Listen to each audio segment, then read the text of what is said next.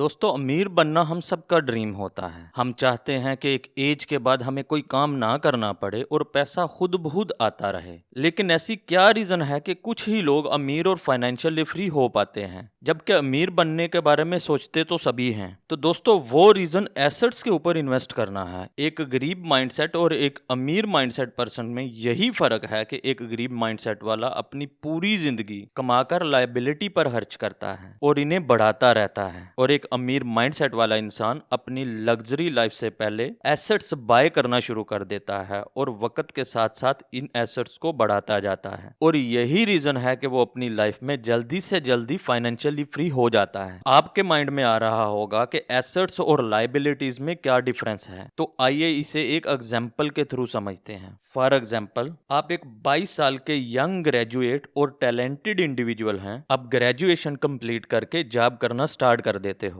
और मंथली आपकी income generate होने लगती है और आप ऑफिस डेली जाने के लिए पब्लिक ट्रांसपोर्ट का इस्तेमाल करते हो। लेकिन ऑफिस में बाकी सारे लोग अपनी अपनी कार पर आते हैं। इन्हें देखकर आपका भी दिल करता है और आप एक 10 लाख की कार ईएमआई पे ले लेते हो, और बस यहीं से आपकी लाइफ में लायबिलिटी की शुरुआत हो जाती है, क्योंकि आप इस कार को अपने पर्सनल काम के लिए यूज करोगे। इससे आप ऑफिस जाएंगे या कहीं और घूमने फिरने के लिए इसे यूज करेंगे, और अब आप हर महीने अपनी हार्ड अर्न मनी से कई सालों तक इस कार की ईएमआई अदा करते रहेंगे। जबकि अगर आप यही कार अपने पर्सनल यूज के लिए ना खरीदते बल्कि इसे टैक्सी या रेंटल पर चलाने के लिए बाय करते, तो ये कार आपकी लायबिलिटी नहीं बल्कि एसेट बन जाती और आपको पैसा कमा कर देती, जिससे आपकी ईएमआई और आपकी पॉकेट दोनों भर जाती। तो दोस्तों वेरी सिंपल कि जो चीज भी आप बाय करते हो, अगर वो आपको कमा कर नहीं देती तो वो आपके लिए लायबिलिटी है, और जो चीज आपको कमा कर देती है वो आपके लिए एसेट है। तो आज की वीडियो में हम इन 7 एसेट्स के बारे में बात करेंगे जो आपकी लाइफ को इजी और जल्दी से जल्दी फाइनेंशियली फ्री और रिच बना देंगे। दोस्तों वीडियो बहुत इंटरेस्टिंग होने वाली है, इसलिए वीडियो को एंड तक जरूर देखना, और अगर आप चैनल पर न्यू हो तो प्लीज लाइक और सब्सक्राइब कर दें। तो दोस्तों एसेट्स की लिस्ट में सबसे पहला नाम आता है रियल एस्टेट का।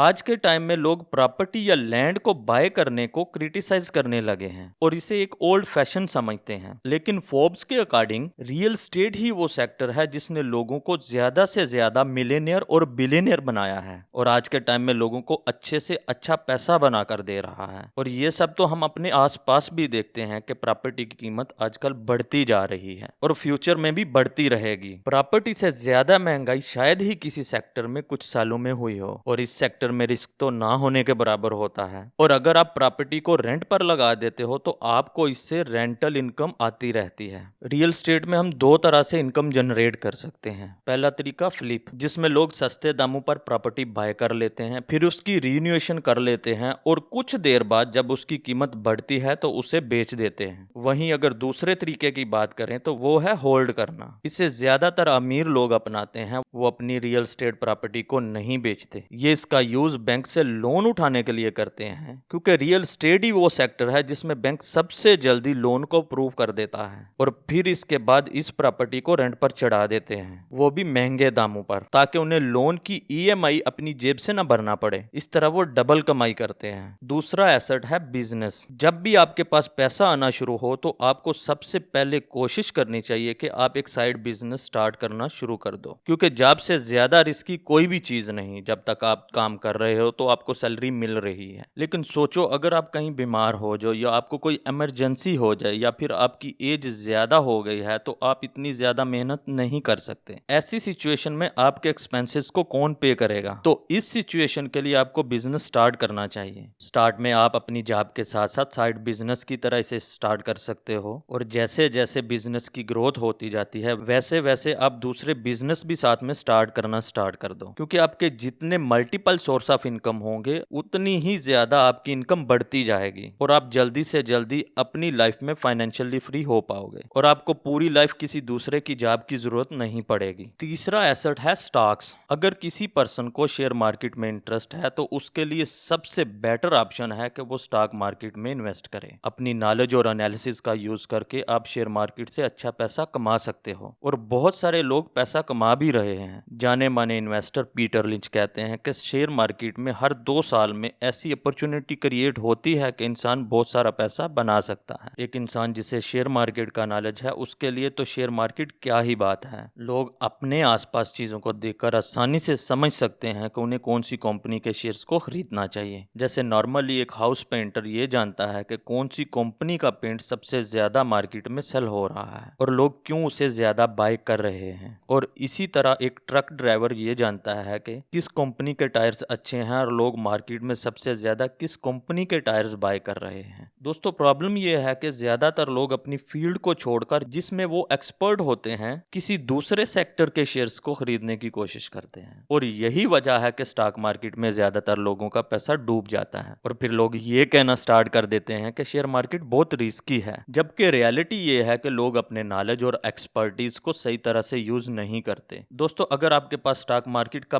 बिल्कुल नॉलेज नहीं तो इंडेक्स फंड में इन्वेस्ट करना आपके लिए एक बेटर ऑप्शन है, क्योंकि इंडेक्स फंड में किसी भी देश की टॉप कंपनीज ही आती हैं जिसकी वजह से आपको एक अच्छा खासा रिटर्न मिल जाता है और इसमें आपका रिस्क सेक्टर भी बहुत कम होता है। दोस्तों जब भी स्टॉक मार्केट डाउन जाती है तो अमीर लोग इंडेक्स फंड में अपना पैसा ज्यादा से ज्यादा इन्वेस्ट करना स्टार्ट कर देते हैं। इंडेक्स फंड से आप 15% का रिटर्न आराम से उठा सकते हो, जो शायद ही आप इतने कम रिस्क पर किसी और जगह से उठा सको। वॉरेन बफेट हमेशा यही कहते हैं कि हर किसी को स्टॉक मार्केट में अपना पैसा इन्वेस्ट करना चाहिए और जब स्टॉक मार्केट में लोग इन्वेस्ट करने से डरते हैं तो रिच माइंडसेट वाले लोग स्टॉक मार्केट में इन्वेस्ट करते हैं। जब स्टॉक मार्केट क्रैश करती है तो ज्यादातर पुअर और मिडिल क्लास माइंडसेट वाले लोग घबरा जाते हैं और उसका रिजल्ट ये होता है कि वो अपने स्टॉक को बेचकर निकलने की कोशिश करते हैं, जबकि वो ये भूल जाते हैं कि जो स्टॉक उन्होंने हाई प्राइस पर बाय किया था वो इस सिचुएशन में सेल करने पर उन्हें बहुत ज्यादा लॉस होगा। वहीं दूसरी तरफ रिच माइंडसेट वाले लोग स्टॉक मार्केट क्रैश का फायदा उठाते हैं क्योंकि उस वक्त सारे स्टॉक्स की प्राइस कम हो जाती है और वो कम प्राइस पर उसे बाय कर लेते हैं और जब मार्केट दोबारा ऊपर जाती है तो वो उसको हाई प्राइस पर सेल कर देते हैं। ऐसे ही स्टॉक मार्केट में गरीब और गरीब होता है और अमीर और ज्यादा अमीर बनता है। एसेट नंबर 4 दोस्तों, रियल स्टेट के बाद अगर कोई सेव ऑप्शन है तो वो कमोडिटीज है, यानी सोना और चांदी। अगर आप मार्केट को उठाकर देखो तो गोल्ड की डिमांड हजारों साल पहले भी थी और आज भी है। गोल्ड एक मेटल है जो हमेशा प्रीशियस रहा है और लगातार इसकी कीमत में इजाफा हो रहा है। दुनिया में ज्यादातर लोग स्टॉक मार्केट में इन्वेस्ट करते हैं, लेकिन जब स्टॉक मार्केट डाउन जाती है तो वो स्टॉक के साथ साथ गोल्ड और सिल्वर में भी इन्वेस्ट करना स्टार्ट कर देते हैं, क्योंकि ये सबसे सेफ ऑप्शन समझा जाता है और इसीलिए गोल्ड को सेफ हेवन भी कहा जाता है, क्योंकि इन्हें ये पता होता है कि गोल्ड की वैल्यू कभी भी कम नहीं होगी बल्कि दिन ब दिन इसकी वैल्यू बढ़ती जाएगी। नेक्स्ट 5वां एसेट आता है कैश। अब आप लोगों को लग रहा होगा कि कैश कैसे एक एसेट हो सकता है, लेकिन सच ये है कि आपके पास कैश होना किसी सुपर पावर से कम नहीं माना जाता मार्केट में। यहाँ तक कि एप्पल जैसी बड़ी बड़ी कंपनीज भी अपने पास बड़ा बड़ा कैश रखती है ताकि मार्केट में कोई आने वाली अपॉर्चुनिटी में इन्वेस्ट कर सकें, क्योंकि उनकी कोशिश रहती है कि जब भी कोई अच्छी सी अपॉर्चुनिटी क्रिएट हो तो वो उसे अपने अंडर कर लें। दोस्तों कई बार ऐसा होता है कि जब आप कैश में पेमेंट करते हो तो आपको आपकी डील पर कुछ स्पेशल ऑफर भी मिल जाती है और आपको उससे प्रॉफिट भी हो जाता है। 6 एसेट है इंटेलेक्चुअल प्रॉपर्टी। दोस्तों इंटेलेक्चुअल प्रॉपर्टी भी एक तरीके का एसेट होता है। इसके अंदर 4 चीजें आती हैं। पहला है ट्रेडमार्क, दूसरा है कॉपीराइट, तीसरा है पेटेंट और चौथा है ट्रेड सीक्रेट। जब भी आप कोई नई टेक्नोलॉजी या कोई मेथड का इन्वेंशन करते हैं तो आप उसे अपने नाम से पेटेंट करवा सकते हैं। इससे आगे ये होगा कि जब भी कोई पर्सन या कोई कंपनी आपके इस मेथड को यूज करेगा तो वो आपको उसके लिए पे करेगा। इसके अलावा अगर आप चाहें तो आप अपने पेटेंट को मनचाहे प्राइस पर बेच भी सकते हैं। अब कॉपीराइट में ऐसा है, मान लो कि आप एक म्यूजिक प्रोडक्शन कंपनी के मालिक हो और आपकी कंपनी ने कई सारे बढ़िया बढ़िया म्यूजिक और सॉन्ग क्रिएट किए हैं और अगर कोई पर्सन बिना आपकी परमिशन के इस सॉन्ग को किसी फिल्म या किसी वीडियो में यूज करता है तो आप उसे कॉपीराइट लगा सकते हो। इससे ये होगा कि उस फिल्म या उस वीडियो से उस पर्सन ने जितनी भी इनकम जनरेट की होगी वो सारे का सारा रेवेन्यू एज पर लॉ आपके पास पहुंच जाएगा। लास्ट और सबसे इंपॉर्टेंट एसेट है आपका माइंड। दोस्तों आपका माइंड ही है जहां से सारी चीजें जनरेट होती हैं। ये एक ऐसी मशीन है जिसने दुनिया की सारी टेक्नोलॉजीज और इन्वेंशन को जन्म दिया है। आप चाहो तो इसकी मदद से सब कुछ कर सकते हो। इसलिए इसलिए ये सबसे इंपॉर्टेंट एसेट है और इसके लिए जरूरी है कि आप टाइम के साथ साथ नॉलेज गेन करते रहो और नई नई स्किल्स को सीखते रहो। और अगर आप मेंटली स्ट्रांग हो तो आप दुनिया के किसी कोने में भी जाकर अपने लिए पैसा बना सकते हो और खुद का एक एम्पायर खड़ा कर सकते हो। दोस्तों, माइंड से जुड़ी ही एक चीज है माइंडसेट। यही है जो आपको अमीर या गरीब बनाता है। आपकी जैसी सोच होती है और आप जिस किस्म के थॉट्स पर एग्री करते हो, फिर आप अपनी लाइफ में उसी के अकॉर्डिंग ही सारे डिसीजन लेते हो। फिर वो डिसीजन चाहे आपके करियर को लेकर हो या कोई आपकी इन्वेस्टमेंट के रिगार्डिंग हो। दोस्तों, अमीर बनने के लिए सबसे पहले जरूरी है कि आपको अपने माइंडसेट को नेगेटिव और बंद नहीं करना होगा, बल्कि आपको अपने माइंडसेट को पॉजिटिव और ओपन रखना होगा। इस दुनिया में जितने भी बिलियनियर हुए हैं उन सब ने एक ही चीज पर काम किया है और वो है अपनी थिंकिंग और थॉट्स पर। क्योंकि कोई भी चीज हो तो आपको सबसे पहले उसके थॉट्स ही आते हैं और बाद में आप उसे इंप्लीमेंट करते हो। इसलिए सबसे पहले आपको अपना माइंडसेट बदलना होगा